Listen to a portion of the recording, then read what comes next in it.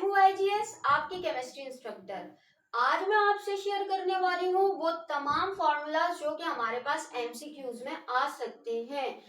मैं आपको एक सैंपल के तौर पर मैंने ये एक एमसीक्यू लिखी है और इस तरह की काफी एमसीक्यूज जो है वो पास्ट पेपर में आई हुई हैं।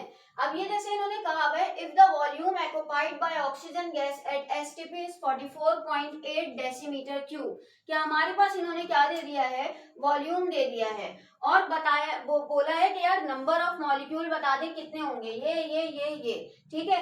अगर आपने कुछ फॉर्मूलाज जो है वो अच्छी तरह जहन नशीन कर लिए, यानी कि याद कर लिए, तो आपके लिए एमसीक्यूज को सॉल्व करना बहुत ही आसान होगा। ये वाले ए सेक्शन में कौन से फॉर्मूले आते हैं वो मैं आपको यहाँ पर बता देती हूँ। देखिए, मोल, नंबर ऑफ मॉलिक्यूल और वॉल्यूम, इन तीन की जो कन्वर्जन होती है ये हमारे पास किस में आती है, एमसीक्यूज में आती है। तो यहाँ पर मैं इनके सारे फॉर्मूलाज जो है वो शेयर कर देती हूँ। देखिए, सबसे पहले बात करते हैं मोल की, ठीक है। फिर मैं आपको एंड में बताऊंगी कि इसमें कौन सा फॉर्मूला पुट करके आंसर निकाल सकते हैं। देखिए, मोल तो आपको पता है कैसे मालूम होता है। मोल के दो ही फॉर्मूले हैं, mole is equal to mass divided by molar mass, ठीक है भाई। ये हमारे पास क्या है, मोल का फॉर्मूला है। अगर मोल दिया हुआ है और मास पूछा है तो हम क्या कहेंगे, हम कहेंगे mass is equal to mole multiply by molar mass. सही है भाई। ये हमारे पास क्या है, दो फॉर्मूलाज हैं किसके, मोल के। अब आता है हमारे पास एवोगैड्रो नंबर।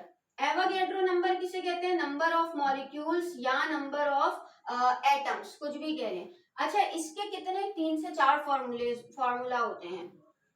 वो क्या होते हैं, सबसे पहला तो ये कि नंबर ऑफ एटम या मॉलिक्यूल, बात एक ही है, डिपेंड करता है सवाल की नौइयत क्या है, किसके बराबर है, मोल मल्टीप्लाई बाय Na।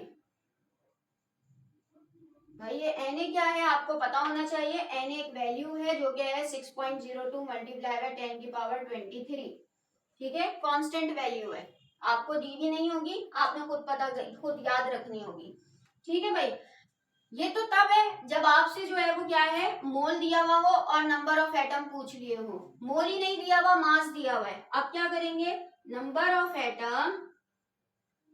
अच्छा, एक और चीज भी इसी को ही शफल करके, मोल आपको जो है वो क्या है कि मोल पूछा है और नंबर ऑफ एटम दिए हैं, तो क्या करेंगे, तो भाई आप सीधा सीधा mole is equal to number of atom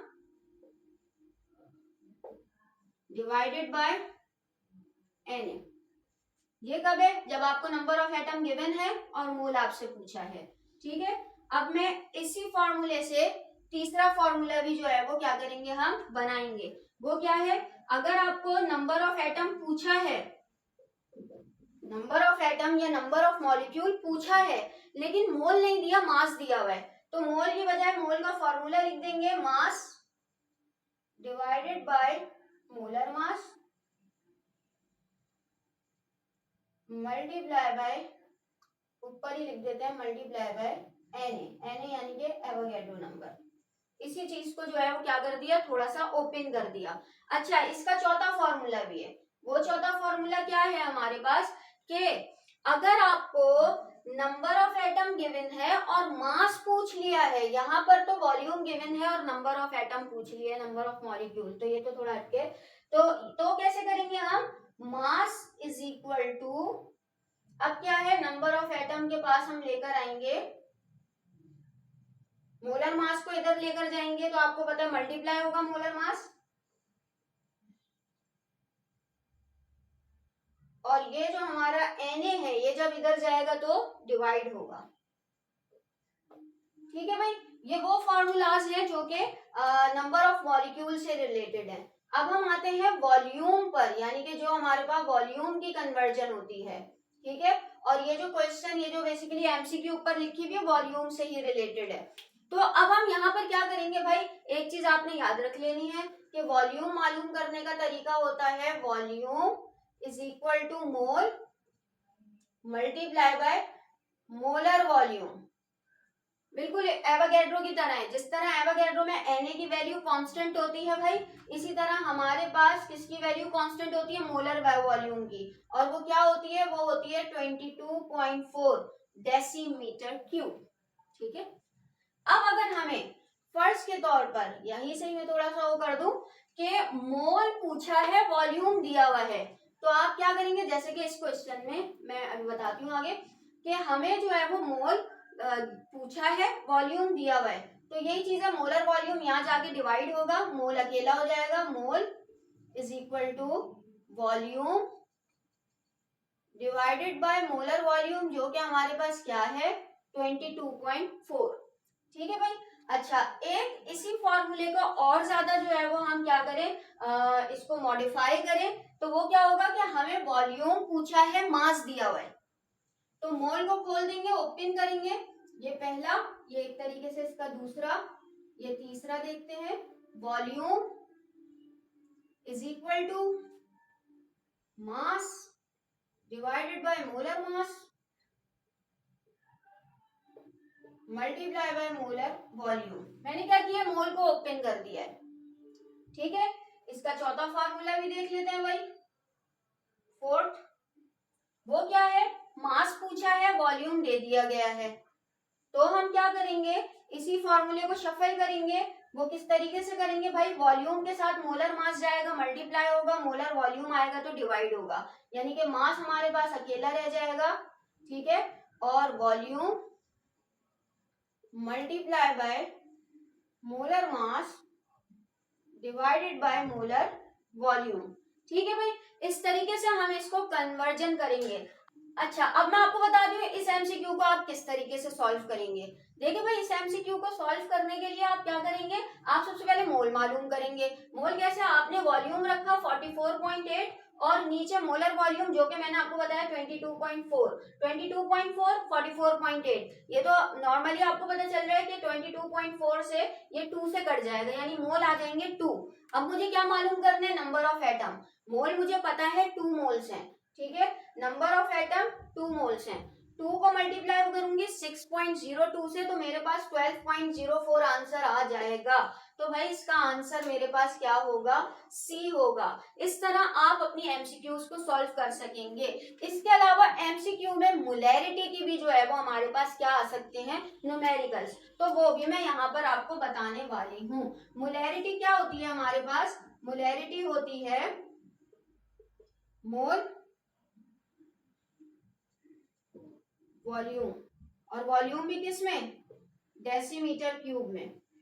अब मसला ये कि आपको मोल नहीं दिया हुआ लेकिन वॉल्यूम दिया हुआ है, वॉल्यूम किस में दिया हुआ है, डेसीमीटर क्यूब में, तो आप मोलैरिटी को ऐसे भी मालूम कर सकते हैं, molarity is equal to mass, क्योंकि देखिए जब इसकी जगह पर आप क्या लिखेंगे, mass divided by molar mass, ठीक है, तो वही चीज होगी, मोलर मास नीचे चला जाएगा, molar mass multiply by volume, और वॉल्यूम किसमें, डेसीमीटर क्यूब में।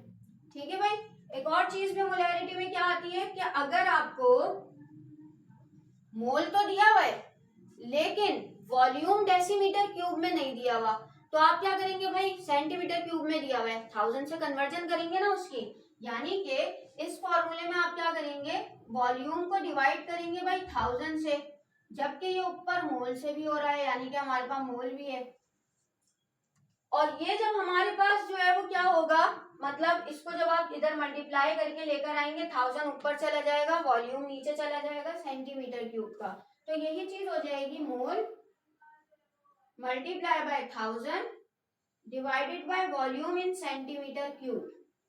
ठीक है भाई, अब एक लास्ट फॉर्मूला जो इसका होता है जिससे हम काफी सारे क्वेश्चंस भी सॉल्व करते हैं, वो क्या है हमारे पास, हमें मोल भी नहीं दिया हुआ और हमें डेसीमीटर क्यूब में वॉल्यूम भी नहीं दिया हुआ, तो अगर आप देखें मोल नहीं दिया हुआ तो मोल का फॉर्मूला होता है मास डिवाइडेड बाय मोलर मास, ये मैंने मोल की जगह पे लिख दिया, सही है, और वॉल्यूम सेंटीमीटर क्यूब में है, इसका मतलब वॉल्यूम डिवाइडेड बाय 1000 जो कि डेसीमीटर क्यूब में आ जाएगा। आपको पता है कि ये जो वैल्यू है हमारे पास, मास मोलर मास, इसको मल्टीप्लाई, डिवाइड को जब मल्टीप्लाई में लेकर आते हैं हम क्या करते हैं भाई, नीचे वाली वैल्यू ऊपर, ऊपर वाली वैल्यू नीचे चली जाती है, ये सेंटीमीटर क्यूब का है, तो मोलैरिटी हमारे पास फिर किस तरीके से निकलेगी, molarity is equal to mass multiply by 1000 divided by molar mass multiply by volume in centimetre cube. तो ये 1, 2, 3 और 4 फॉर्मूले आपके पास मोलैरिटी के हैं, ये हमारे पास एवोगैड्रोस, मोल एंड वॉल्यूम के हैं। आई होप कि ये लेक्चर आपको समझ में आया होगा। अगर तो लेक्चर समझ में आया तो अपनी क्लासमेट्स के साथ जरूर शेयर कीजिएगा। पढ़ाई पर फोकस करते रहिएगा और अपना ख्याल रखिएगा। Thank you.